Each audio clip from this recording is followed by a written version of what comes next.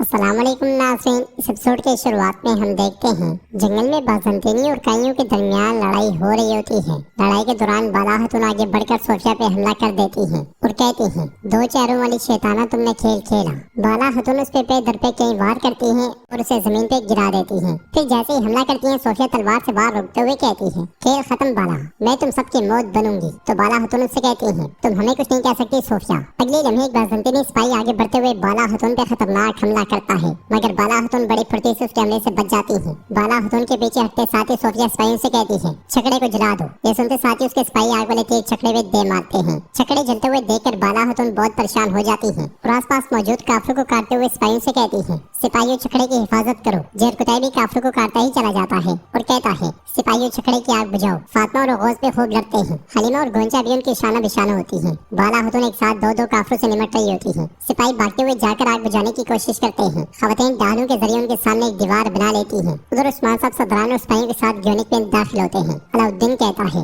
ग्लैडियोस हमारी आमद के बारे में जानता था और इससे बढ़कर हमारे इख्तियार किए जाने वाले रास्ते को भी जानता था, लेकिन वो ये कैसे जान सकता है हुजूर। यह सुनकर यजीद बहुत परेशान हो जाता है और कोजा भी आगे बढ़ते हुए कहते हैं, अब वो कुत्ता मदोरना किले में दिफाई हद बनाएगा, हम क्या करेंगे हुजूर। हम घात में पड़कर आधे रास्ते से वापस लौट आए। तो उस्मान साहब कहते हैं, हम ग्योनिक में लश्करगाह कायम करेंगे, पहले चीजें थोड़ी पुरसकून हो जाएं, फिर हम अपनी चाल चलेंगे, लेकिन हम कोशिश या फतूहात से हरगिज़ दस्तबरदार नहीं होंगे। इसलिए मैं कुछ सोने से भरे एक संदूक के साथ वहाँ पे आता है, जिसे देखते हुए अलाउद्दीन कहता है, ये ग्योनिक के लिए मुख्तस करदा गनीमत है हुजूर। अलकुत संदूक खोल देता है और उस्मान साहब कहते हैं, जमीन तलवार से ली जाती है, लेकिन कौम को तलवार के जोर पर नहीं जीता जा सकता। कौम दिलों की रजामंदी और इंसाफ से जीती जाती है। अब ये सोना ग्योनिक को जिंदगी देगा। गैर मुस्लिमों को किसी भी चीज की कमी नहीं रहेगी। मैं हालत गुर्बत में किसी को नहीं देखना चाहता। कोजा साहब, ये अफरीजा आपका है, यहाँ के कमांडर आप होंगे। अब अपने अफरीजे की तकमील के लिए जाएं। ये सुनते साथ ही सरदार कोजा उस्मान साहब का शुक्रिया अदा करते हैं और कहते हैं, ग्योनिक इस्लाम के इंसाफ के साथ दोबारा फले फूलेगा। तो साथ ही कोजा भी आगे बढ़ जाते हैं और यजीद आहिस्ता आहिस्ता उनके पीछे जाते हुए चश्मे के पास जा रुकता है। फिर उस्मान साहब बुरहान और तुरान से कहते हैं, तुम मदोरना के लिए जाओगे, खुफिया तरीके से अंदर जाओगे, कितने फौजी हैं, फसीलों की क्या सूरत हाल है, सब कुछ मालूम करोगे।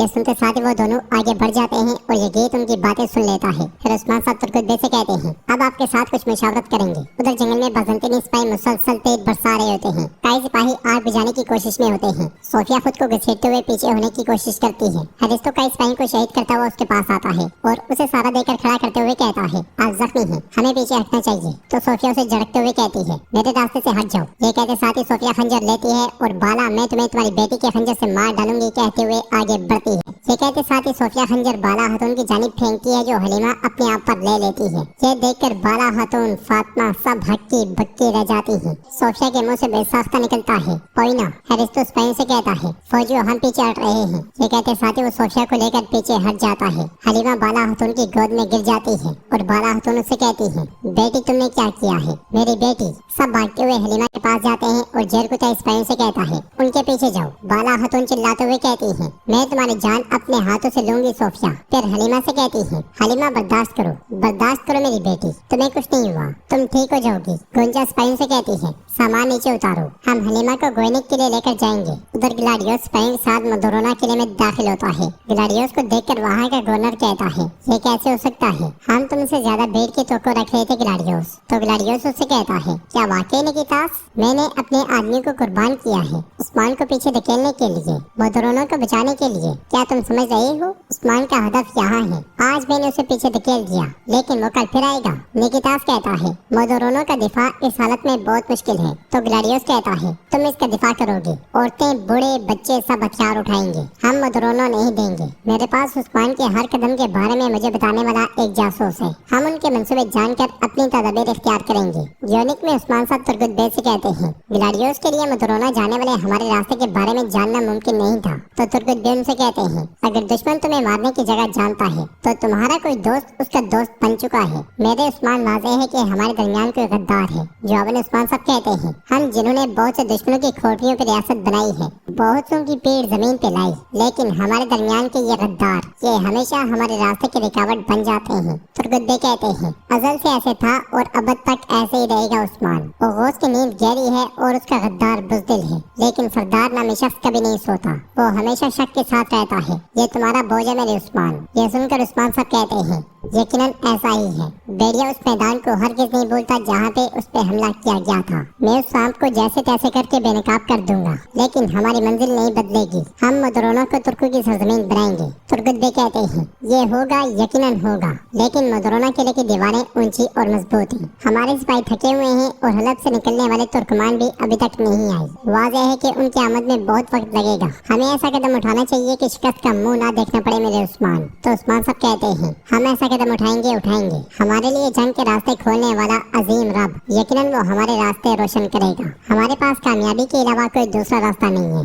जंगल से बाला हतून हलीमा को लेकर गोयनी की जानिब रवान दवा होती है और बाला हतून उससे कहती है, बहुत खून बह रहा है, बस थोड़ा ही रह गया है, बर्दाश्त करो मेरी बेटी, बर्दाश्त करो। हलीमा उनसे कहती है, माँ मुझे अपना हक माफ करें। तो बाला हतून उससे कहती है, नहीं ऐसी बातें ना कहो, कुछ नहीं हुआ। ये सुनते साथ ही हलीमा अपनी आंखें बंद कर लेती है और बाला हतून तड़प उठती है। आंखें खोलो मेरी बेटी, आंखें खोलो। फिर जेर कुताई से कहती है, जेर कुताई तुम आगे जाकर अलाउद्दीन को खबर करो। ये सुनते साथ ही जेर कुताई तेजी के साथ वहाँ से आगे बढ़ जाता है। दूसरी तरफ हम देखते हैं कि सरदार कोजा सरदार हसन के साथ गोयनिक के मामलात को देख रहे होते हैं और आगे बढ़ते हुए कहते हैं, गोयनिक में होने वाले नुकसान का तखमीना लगाया जाएगा, तबाहशुदा बाजार दोबारा बनाए जाएंगे। तो सरदार हसन कहता है, बाजार बनाया जा सकता है, लेकिन तिजारत के लिए सबसे पहले ताजरों का एतमाद जीतने की जरूरत है। हमें जंग के सबब उनका होने वाला नुकसान पूरा करना होगा। कोजा बे कहते हैं, गोयनिक एक बार फिर करीबी इलाकों के तिजारती मरकज का रूप धारेगा। तो यगेत कहता है, ताजर भी कमाएगा और रियासत भी, हमें उसके लिए तंजीमें बनानी चाहिए भाई। तो कोजा बे कहते हैं, हम यकीनन तंजीमें बनाएंगे।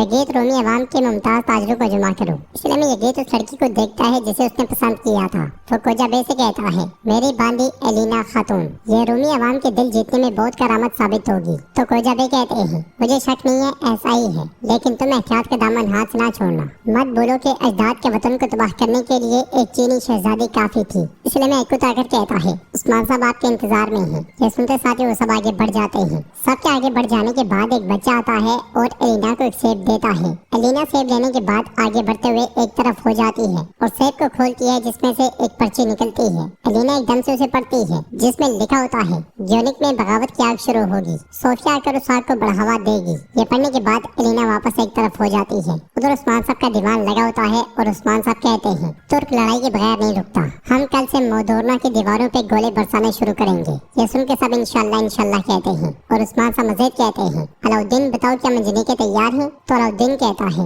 मंजनी के तैयार हैं, किला शिकन हथियारों को मजबूत कर लिया गया है, हम आपके हुक्म के इंतजार में हैं। उस्मान साहब कोजाबे से पूछते हैं, क्या अहवाल है कोजाबे? तो कोजाबे कहते हैं, गोयनी की गनीमत ने हमारा काम बहुत आसान कर दिया है, लेकिन सिपाही थके हुए हैं। मेरी परेशानी यह है कि कल अगर हमारी जानिब से किए जाने वाले हमले में सिपाही तलवार ना चला सके तो हमारी हालत बदतर होगी। यगीत कहता है, मेरा भाई ठीक कह रहा है, मजीद ये कि मोदोरना की दीवारें बहुत मजबूत है उस्मान साहब, क्या हम अबूर कर पाएंगे? हसन कहता है, उस्मान साहब सरदारान की बात से मैं भी मुत्तफिक हूँ। तो उस्मान साहब उनसे कहते हैं, मैं आपके खदशात को समझ रहा हूँ। गोयनिक को जिस तरह तुर्कों की सरजमीन में तब्दील किया गया, मोदोरना में भी हमारा हमला ऐसा ही होगा। अपने तमाम सिपाहियों और अपने तमाम जमा पूंजी के साथ फजर की नमाज तक हम सब तैयार होंगे। जब सूरज अपनी गर्मी को छू रहा होगा, मोदोरना में इंशाअल्लाह अज़ान मोहम्मदी दी जाएगी। इसलिए में शामिल वहाँ पे आता है और उस्मान साहब से कहता है, मैंने खाना बदोशों को आपकी पेशकदमी के बारे में आगाह कर दिया है। वो जांबाज जिनकी तलवारों को म्यानों में जंग लग रहा है, उन्होंने अपना रुख सरहद की जानिब कई जमीनों की तरफ कर लिया है। तो उस्मान साहब कहते हैं, उनके साथ मिलकर हम इन जमीनों को अपना मुस्तकिल वतन बनाएंगे। हम खून के आखिरी कतरे तक आलम इस्लाम की सरबुलंदी के लिए लड़ेंगे। इसलिए मैकुत वहाँ पे आकर कहता है,